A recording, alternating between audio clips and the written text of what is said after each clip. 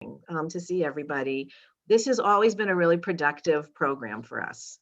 So we decided we weren't going to miss it this year, even though we weren't going to be eating, Chick-fil-A sandwiches and everything all together at TTF. So the first thing that we want to do is just go around and have people introduce themselves, name and title and organization. And then we're going to do this in a way that is called popcorn. It's something that I have learned on Zoom. So introduce yourself, and then you're in charge of calling the next person that you see on the screen. So it's fine if it's somebody you don't know or somebody you do know, because you can see people's names. But so once you introduce yourself, name, title, organization, then pick the next person to go. So again, I'm Julie Slavitt, and I'm going to pass this on to Emily. Emily Wetzel from TTF. I do development and admin at TTF. And also I wanted to mention that we're recording this webinar, just so you know, we'll be in a recording. I'll pass it on to Dawn.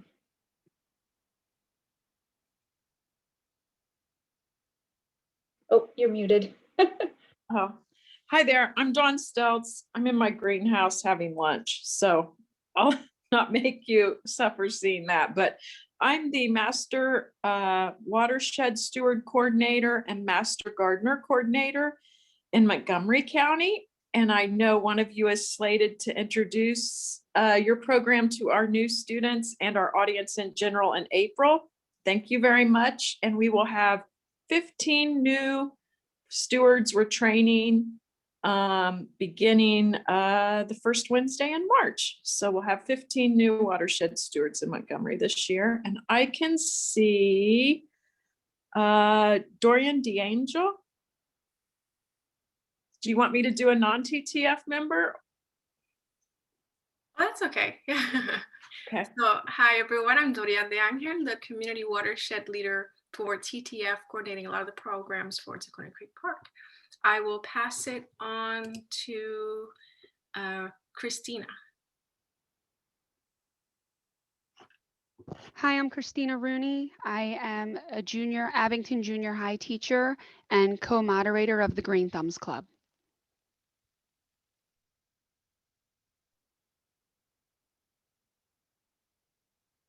Oh, I'll call on Sarah Boshin.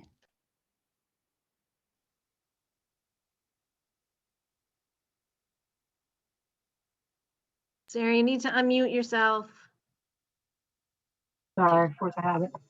Hi, I'm Sarah Boshin. I'm a teacher at the junior high school, and I'm one of the co-moderators with Christina Rooney of the Green Thumbs Club at the junior high school. And I guess I'll call on Beth.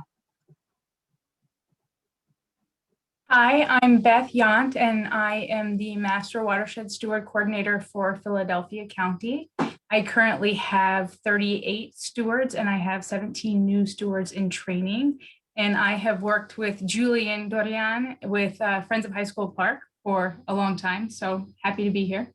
Thanks. I will call on Jen. Hi, I am Jen Jezik. I am the Coordinator of Social Impact and Innovation at Arcadia University, and I am attending the meeting to just gather more information. I have placed students with TTF in the past to work as work study students and to provide service to TTF. I will call on Darren. Hi, everyone. I'm Darren Black. I'm a traffic engineer with Jacobs Engineering. Here on behalf of American Society of Civil Engineers Younger Member Forum. Yeah, thank you for having me. And I will pass it to Joe Natal. Hi, my name is Joe Natal. I'm a project manager with DVRPC, and I also am here on behalf of the American Society of Civil Engineers Younger Member Forum. I will pick Nathan. Good morning, everyone. My name is Nathan McWilliams.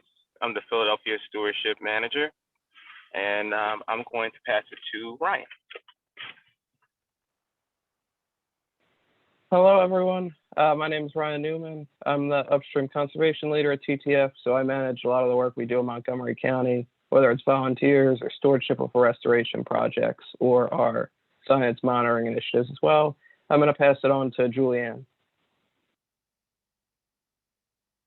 Good morning, everyone. My name is Julianne Peterson. I'm supervisor of teaching and learning in Abington School District, and one of my responsibilities is to coordinate service learning in the school district. And I will pass it on to Ruth.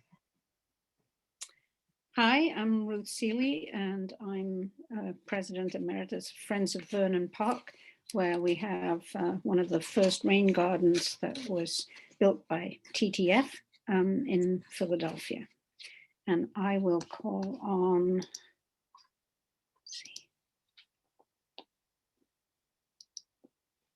Whoops. Who hasn't gone yet? Doris? Hi, my name is Doris Larum from Philadelphia Insurance Companies, and I am the Corporate Social Responsibility Associate. I plan many volunteer events for our employees, and I look forward to being able to get back away from social distancing. And I will call on Beth. I don't think Beth went yet. I already went, unless there's Beth. I'm not sure who's still left. Sarah, did Sarah go? Hi, I'm Sarah or Sally Willig, and I teach and advise in the Master of Environmental Studies program at the University of Pennsylvania, and am hoping to learn more about how our students could get involved in different programs that are going on at TTF. Thank you. I think that's almost everybody except Ashley. Yep. Hi, everybody. My name is Ashley Hilligus. This is my daughter, Devin, perks from working at home. I am the director of student engagement at Manor College, and we also have a rain garden on campus. So just looking for opportunities for our students to get involved, because they definitely are itching to do something outside, especially given the circumstances that we're currently living in. Thank you. So I think that's everybody, right, Emily? Did we miss anyone? It looks to me that we got everyone, but I think we got everybody. So I think we should go to the next slide, and then I think Ryan, the next slide is our schedule for this meeting, is the agenda for this meeting, and then I think Ryan is taking over next. Sure. So I'm just going to introduce then. Darren introduced himself before. So Darren is member of the American Civil Society Society of Civil Engineers and part of the Younger Member Forum. And he is one of the community service co-chairs that we worked with this past fall. So as he mentioned, he's an intelligent transportation systems engineer with Jacobs Engineering.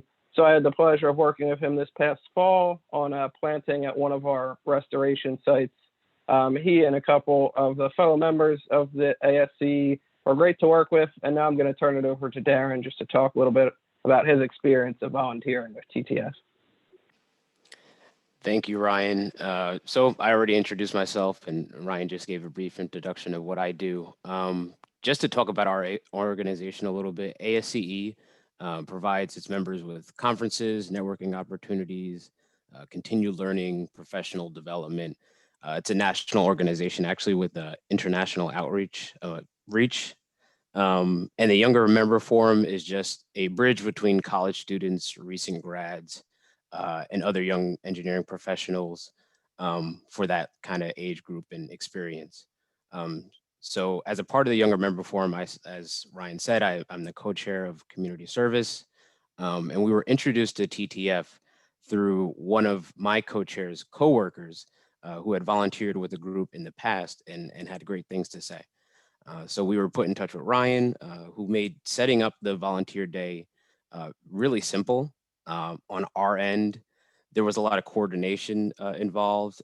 This was going to be the first in-person event we had during the pandemic.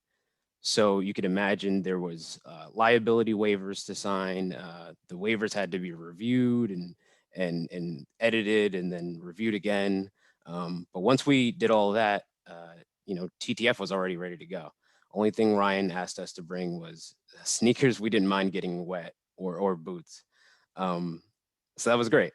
After some back and forth with our board, trying to figure out the right date, we landed on Saturday, October 17th. So that was great. Our job, as TTF told us, was stream bed maintenance near Jenkintown Creek in Elkins Park. So we were kind of originally a little bit concerned about social distancing, but Ryan assured us that, due to the work that we were actually going to be doing, there wouldn't actually be any issue with that. And so, we came, there was about 7 of us in total, which was less than we expected. But as we all know, civil engineers count as 10 volunteers. So we weren't too concerned. But that was until we actually saw the trees that were scattered about that actually had to be planted. It seemed like thousands to me. But, Ryan showed us, actually, when we got there, we spoke with Julie, who gave us a brief introduction about TTF and about the work we were going to do. We met Ryan and Susan, who also were going to be helping us that day. And then they showed us, what we'd actually be doing and the areas we'd be covering. So we were showing how wide and how deep the holes had to be, how to remove the trees from the pots and make sure you disturb the roots to make sure they, they grab hold. And then once they were planted, we had to protect the trees from ravenous deer that roamed the area. And they would, I guess, confuse our hard work with a buffet. So we had to place these like little fences around each of the plants. Actually, you could see them in the picture right there. So to do that, you had to anchor the fences to like post. And this, for some reason, was the most memorable part to me, was driving the post into the ground with the post driver. And it was like a motion like this. You like grab it and then you slam it into the ground. And so, okay, I was like, okay, I haven't worked out in months because I've been stuck inside. I was like, this is going to be it. I'm going to get back to, going to be nice and strong. I'm going to prove myself. I got this. And that was that wasn't the smartest idea. Shortly thereafter, my forearms and my shoulders were screaming at me. And I'm looking over at everybody else, seeing what they're doing. And Ryan and Susan are right there with us doing the same thing. Like, like it's a breeze. Like, so, experience does count for something. And, shortly after that, we were able to take a break, a socially distanced break, and have pizza, which was very, very, very nice. And, so we did some more of that, did some more plantings. I kind of got used to, driving the post. I got into the swing of things.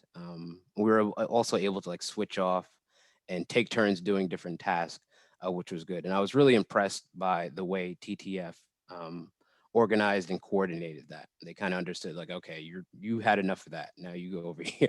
You can do this now, which was really great. And in the end, I think we planted over 170 trees, which I thought was amazing for the small group that we had. So as I understand it, TTF was planning to postpone this tree planting until the spring because, due to COVID, there was a lack of volunteers and things. And I'm really happy that we were able to, help out and keep the project on schedule, which is rare for civil engineers. So, after being cooped up in the house for 16 hours out of 24 hours of the day, actually being cooped up in the house for 24 hours and staring at a screen for 16 out of 24 hours. It was really nice to, dig into the dirt, be reunited with the earth. And in a way it was like, really healthy experience and a cathartic experience that I think was echoed, with the volunteers that were there that day. So I really appreciated everybody that was there. Really appreciated it, and my forearms or my shoulders are much better now. They're healed, and yeah. So we're definitely looking forward to doing it again. We spoke to Ryan saying we'd love to do it again, and really appreciated it, and I highly recommend it, and I can't wait to do it again. So thank you guys. If anybody has any questions for me, please let me know.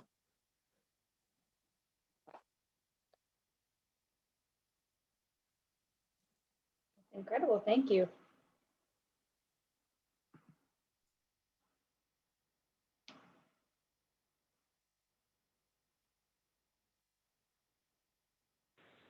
Okay, so if nobody else has any questions, then thanks again, Darren. The work that you guys did saved me tons of hours of work.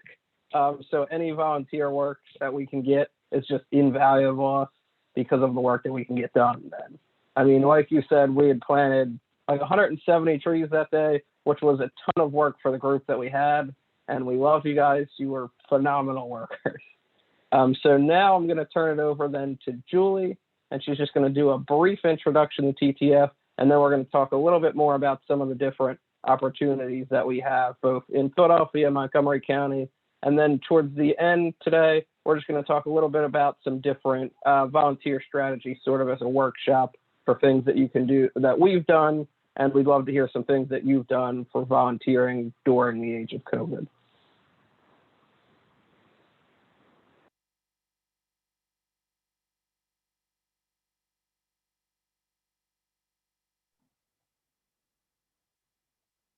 So I'm unmuted. There I am. So thank you, Darren. I didn't get to know you enough to know that you were so funny. And that fence pounder is actually one of my favorite things, although I have been known to really hit myself in the head with it. It is pretty heavy and one of our favorite tools. I think we have about 5 of those. I also just want to say real quick how great it is that we have our Master Watershed Steward partners and leaders in the house. That really means a lot to us. Our partners from Abington, the Abington School District and Vernon Park. Ruth, that was the very first rain garden. So we should say that really proudly.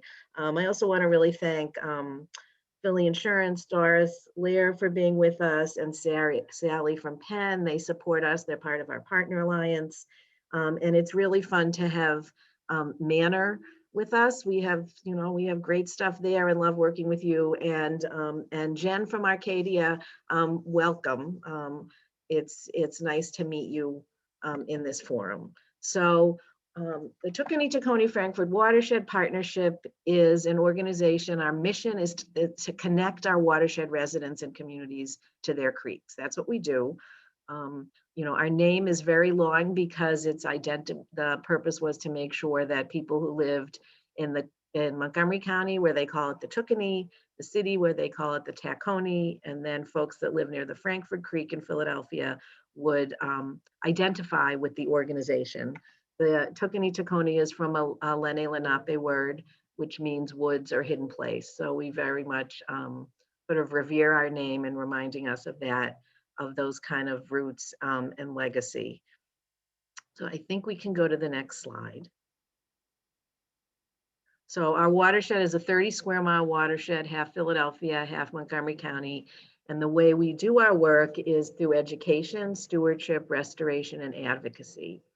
So, we do education, we do all this work really across the watershed, but as we all know, demographics and geography make a difference in terms of, how our watershed is sort of structured and the kind of different things that we can do in different places. But again, education all across our watershed.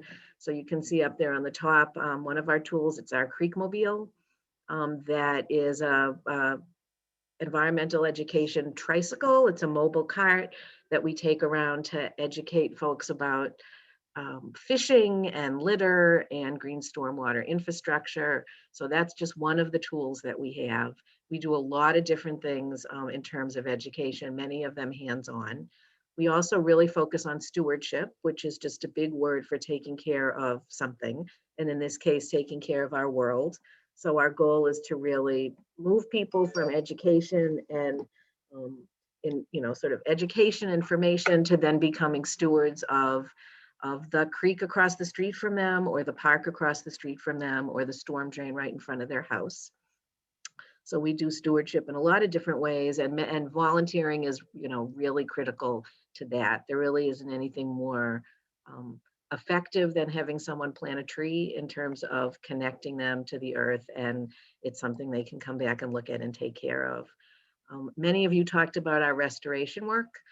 We have over 25 restoration sites across our 30 square miles in the city and in Montgomery County, rain gardens, buffers along creeks, wetlands that have been restored, stream banks that have been restored.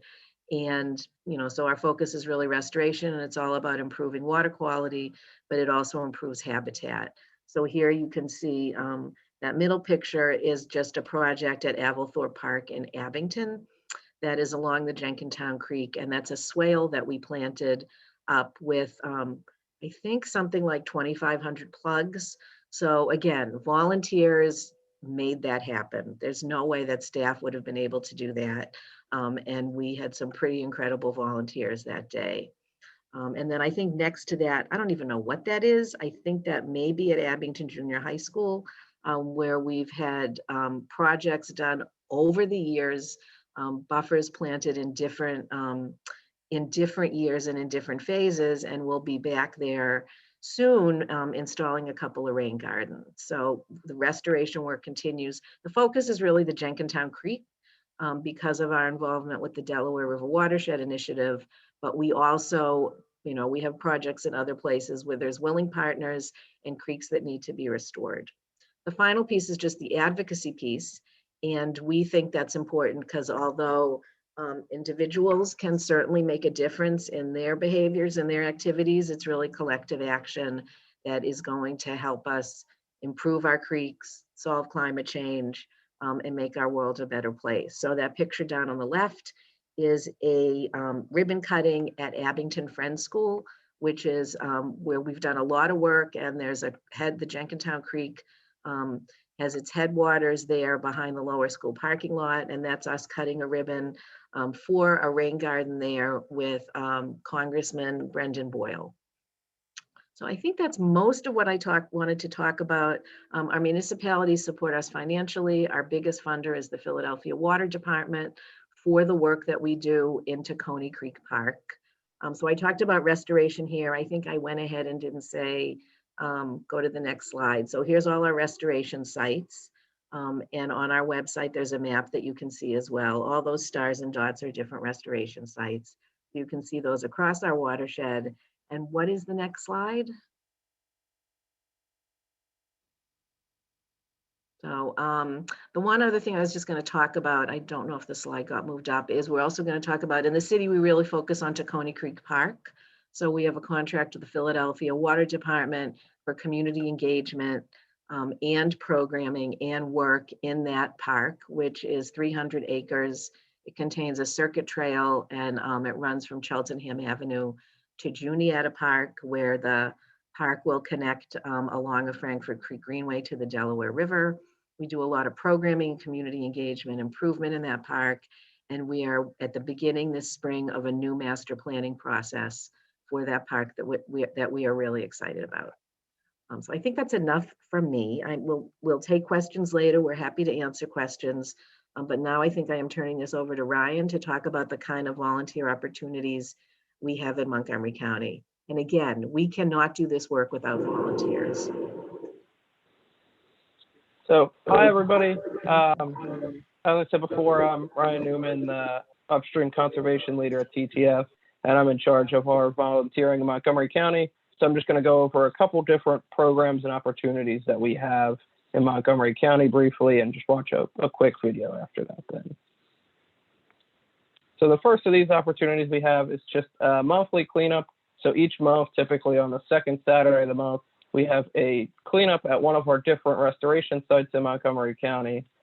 So it basically just shuffles around from month to month based on need. It can be planting at one of our new sites one month, or removing invasives, or fixing fencing at another site on a different month.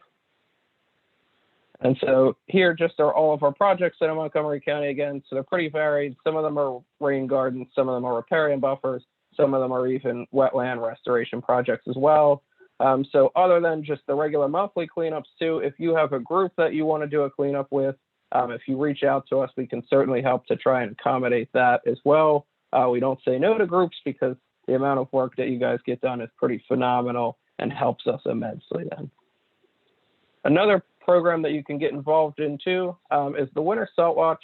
So the Winter Salt Watch is a program that we started to participate in 2 years ago with our citizen science volunteer program, which I'm going to talk about a little bit after this. But what it basically is it's a collaboration with the Isaac Walton League of America, which has this great program called the Winter Salt Watch, where you can fill out a request for a kit online, and they'll send you a kit that has everything you need basically to help monitor the chloride levels in creeks by you in conjunction with winter storms. So you go out before as it's snowing and then after as the snow's melting, and you get readings, and it'll just tell you what sort of chloride levels are in the creek, which are then correlated to the roads being salted. And so chloride levels can have an effect on the things living in the creek. So it's really helpful to see these numbers. So this year has been a really active year in Philadelphia.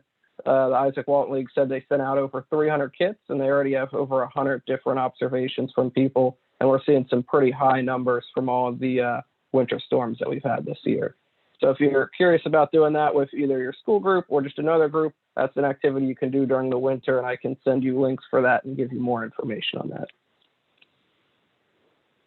So the citizen science program that I had mentioned before is our Streamkeeper program. So what that is a program that was started back in 2014 as part of our membership in the Delaware River Watershed Initiative. So it is a group of average people who just take an interest in loving the creek. And so what they do is they go out monthly, typically once between the 10th and the 20th, and they perform a physical assessment of the creek closest to their house. And then they take pictures and a temperature reading as well. And then they submit all of this data to us. Then there's also monthly trainings where they can learn a little bit more about topics. And then they also help us as being ambassadors at events when we can have events, and then also showing up to a lot of our cleanups as well.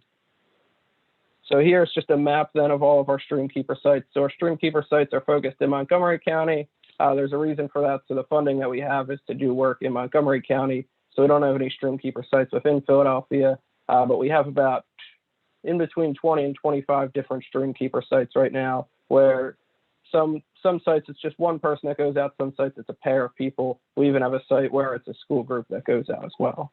So it's pretty flexible in who can do it.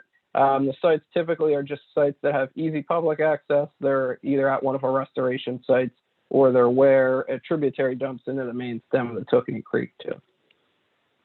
And so now we're just going to watch a brief video that talks a little bit about the Streamkeeper program. My name is Roberta Bringer, and I live in Jenkintown. I'm Frank Hammond. I live about 5 minutes away, little section called Meadowbrook. I'm Jennifer Sherwood. I live right here in Abington Township. Cindy Reddick. I live in Philadelphia in Fox Chase. We're Streamkeepers. Well, we are at the headwaters of the Jenkintown Creek. It starts just right up a ways at the Abington Friends School. And we're here because this is my stream. We love our Streamkeepers. These are people who come out because they're fired up, they care about the environment.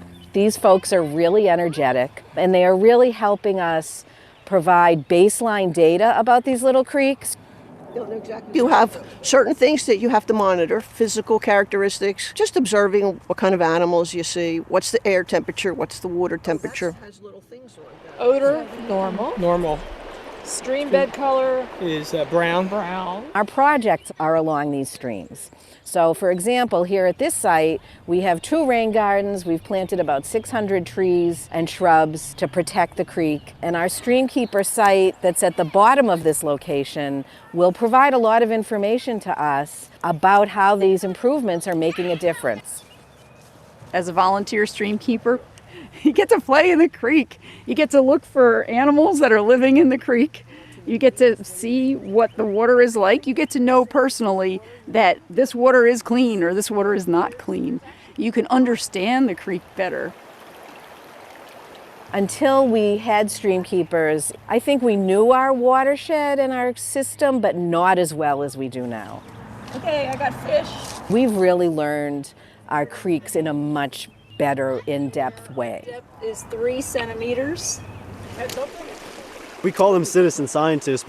They're learning anything that goes along with the creek. It's not just water quality and not just what the water looks like. It's everything around us. What trees are growing on the bank? Why is that important? What trash is showing up the most? Why is that happening? They are stream keepers, but they're taking care of everything in the process. This makes us take time out of our busy lives because we all work and have families. We come down to the creek and it's like, what's happening in the creek this month? And I expected I wouldn't see many changes. My creek is different every month. It's remarkable. And you wouldn't even notice that it's any different if you never took the time to just stop and look. It's as simple as that. These folks are really the eyes and ears of the creek for us.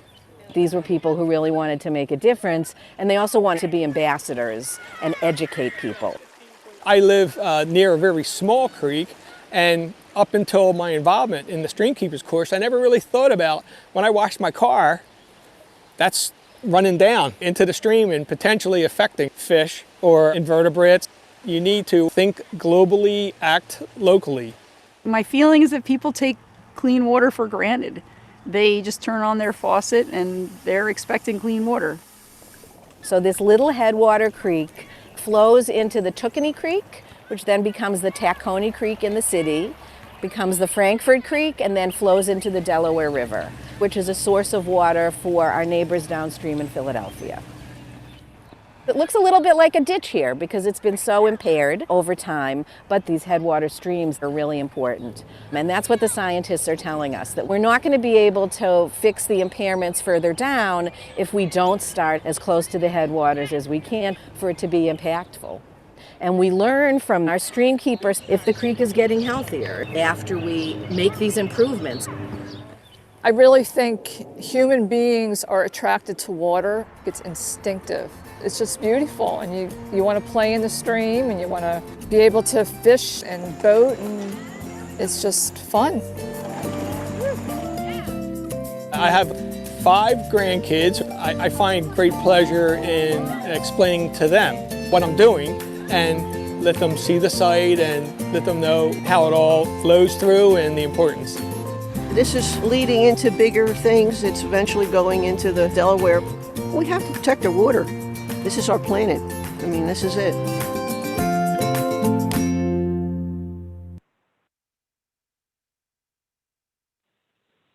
So now I'm going to pass off the presentation to Nate McWilliams, who is our Philadelphia Stewardship Manager, who's going to talk about a couple opportunities. Hello, everyone. Thank you, Ryan. Yes, my name is Nathan McWilliams. I'm the Philadelphia Stewardship Manager here at TTF. And in the next couple of slides, we'll just talk to you about some of our volunteer opportunities. And you'll also hear from my coworker, Dorian DeAngel, and she'll also tell you about some of the opportunities we have going on in Philadelphia.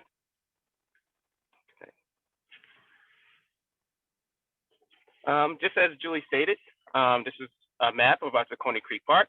It's located in both a brochure version, and you can also see a digital version online at ttfwatershed.org website.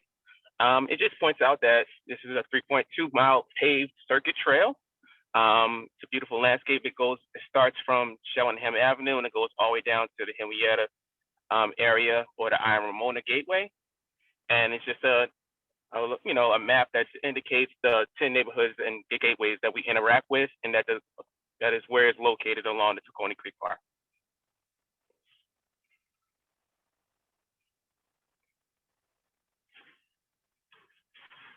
This next slide, you'll hear from Dorian about some of our TTP programs and our keepers. Hi, yes. So this is an example of some of the programs that we have. We do a lot of programs at Isakone Creek Park to engage the communities, and the bird walks is one example. We also do summer block parties, and that's one opportunity where we call on volunteers to help us with setting up the tables and the events. And it's another great way to talk about the community of what our mission is and what we do and how they can get involved. And the Isakone Creek Park Keepers is also the friends group of the park, where once we meet a lot of neighbors, they can get involved and join us for monthly meetings and share ideas of what other programs we can do in the park, and also help us recruit other volunteers for those monthly cleanups.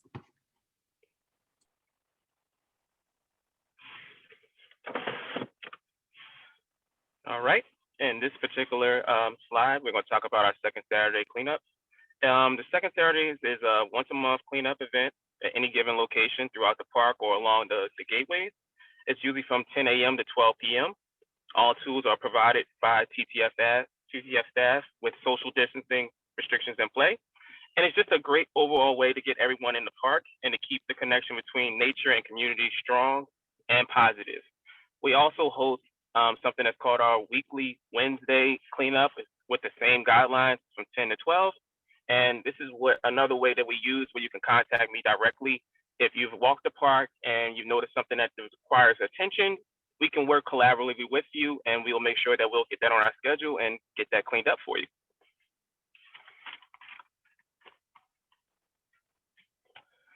And this slide is Love Your Park. And this is just a collaborative program that's managed by the Philadelphia Parks and Rec and Philadelphia Horticultural Society. And this is just a year-round program that allows people to connect to their parks through cleanups. And it's just a program that we use that we're always excited to participate in twice a year. Usually it's one that's in the spring and it's another in the fall. And it's just a great way just to keep that ecological impact positive among us and as well as the community alike.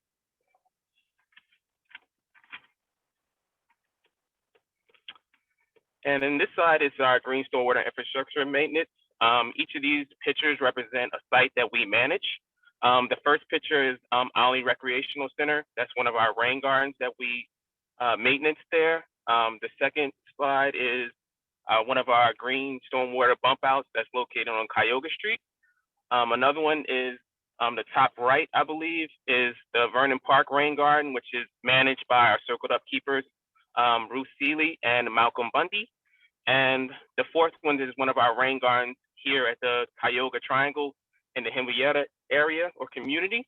And it's just a great way we use each of these sites as a green tool to connect the community and also to educate the community about what green stormwater infrastructure is and how they can, pretty much land a great impact, and just to point out, what they can do to help us and help the community. It's also a great way to connect people with some of the knowledge and understand that, one of the number one pollution when it comes to Philadelphia is actually stormwater runoff, and each of these sites actually does something, which is it does not just look beautiful, it also serves a purpose. It also helps store some of that water. The less water that ends up in the Delaware or the Schuylkill is less pollution for that particular river. So it's an overall great opportunity to allow people to see that, to show demonstrations, and for them to also lend a hand in it.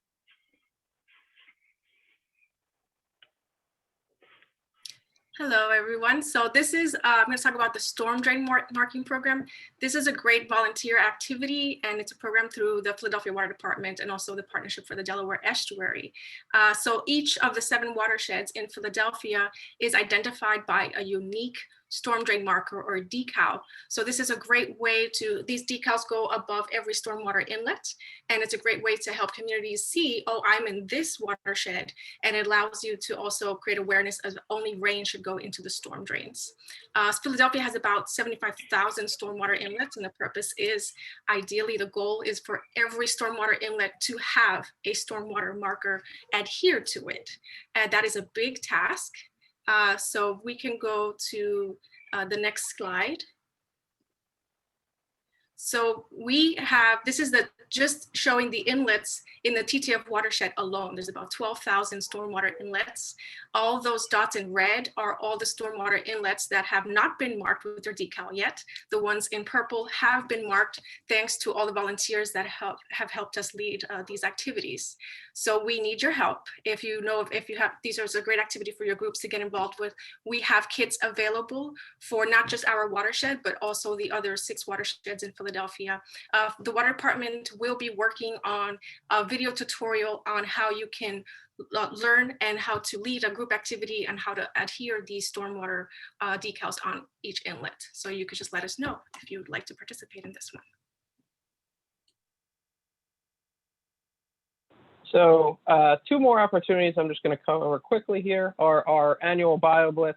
So this is an event that takes place in the spring. This year it's running for 9 days from April 24th until May 3rd. And what it is basically is just an opportunity and a time for people to get out in nature and take pictures and document species that they can see. This is a big help for us in knowing what's living in our watershed and what's new since we've been doing restoration, and also keeping an eye on invasive plants. So how people can get involved in this is to just download the iNaturalist app, and you can look out if we're able to have any events, or you can go out in the park or at one of our restoration sites and do it on your own. We have a great training video from last year if you're interested that we can send you, and there's lots of other good resources out there about using iNaturalist.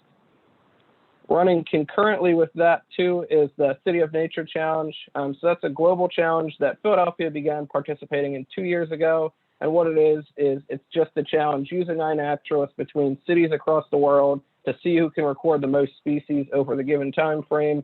So this year it runs from April 30th through May 3rd, which is also coincidentally the end of our Bioblitz.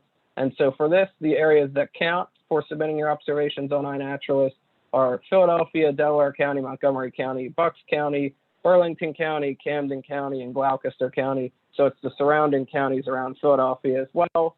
And so how this works and how our Bioblitz works is if you post an observation onto iNaturalist, it automatically gets tagged if it's in that location into the project. So there's nothing else special you have to do.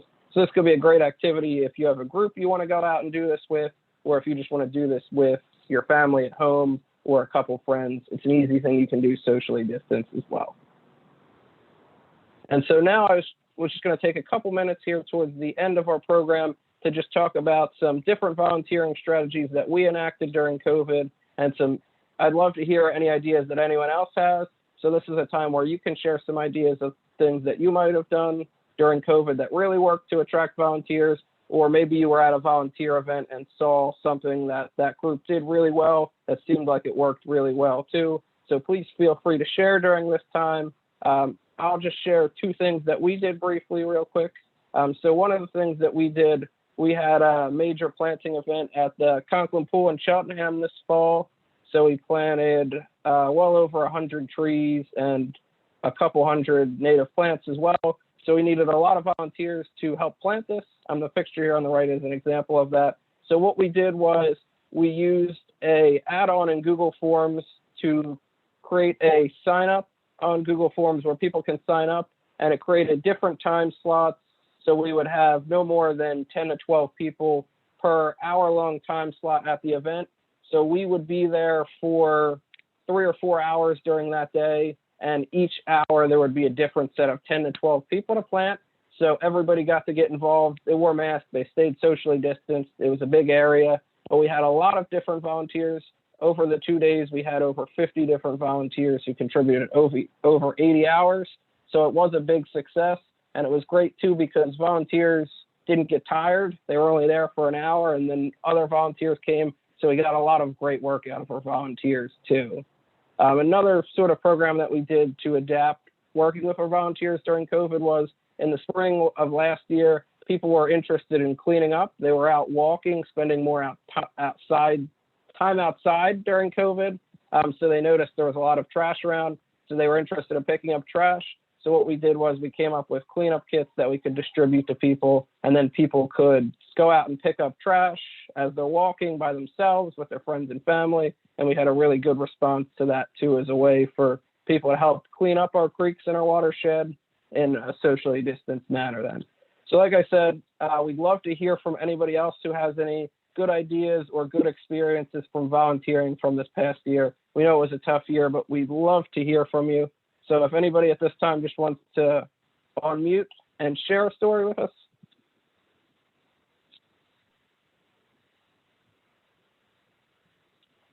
Hi, this is Beth. I'm the Master Watershed Steward Coordinator in Philadelphia.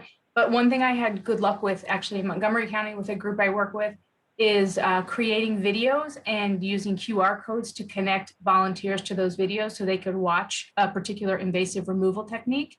And then we would put freestanding bins for them to dispose of those so that we could later remove them. And we found that we had a really high participation rate and we could track people who were using it. So that was a really good way of communicating remotely.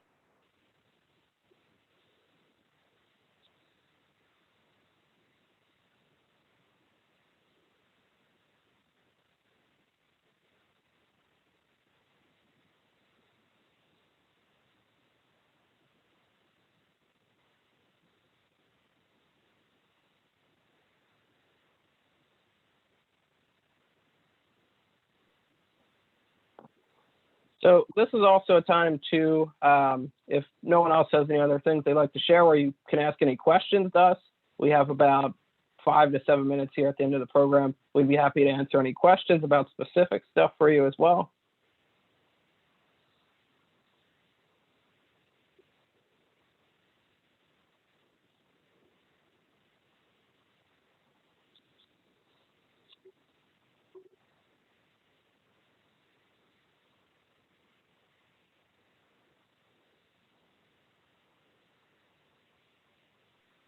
Ryan? I just unmuted myself. So Emily and I need to jump off, but will you talk a little bit, since Beth brought up videos, will you talk a little bit about the virtual tours? Sure. So one other thing that we did that sort of wasn't volunteer related, but was more engagement related, was starting in the spring, we did a series of virtual tours for people to use in the park and at some of our just different restoration sites. So what they were hosted through ArcGIS Online, which is a web mapping service that you can get. And basically we created a series of maps, pictures, and brief 1 to 3 minute video clips to highlight different types of either plants or birds or insects or even mammals that are in the park or at some of our restoration sites that just encourage people to go out and explore the park. So we did have really good engagement with that. So you are able to track how many people are clicking on it and viewing it. So we had close to 5,000 different views from people across all 5 of the virtual tours that we've had. And we released the first one of those in June and the last one in October. So we've had really good engagement. It's a good way for people they can access it on their phone and look at it while they're out in the park as well, or they can look on their computer and then go out and explore as well. Ryan, did you do that as a story map or as a dashboard? So it was a story map. Story maps has really become a lot more user-friendly than it was in previous years. So I think in the last 2 years, they've made it a lot easier to work in.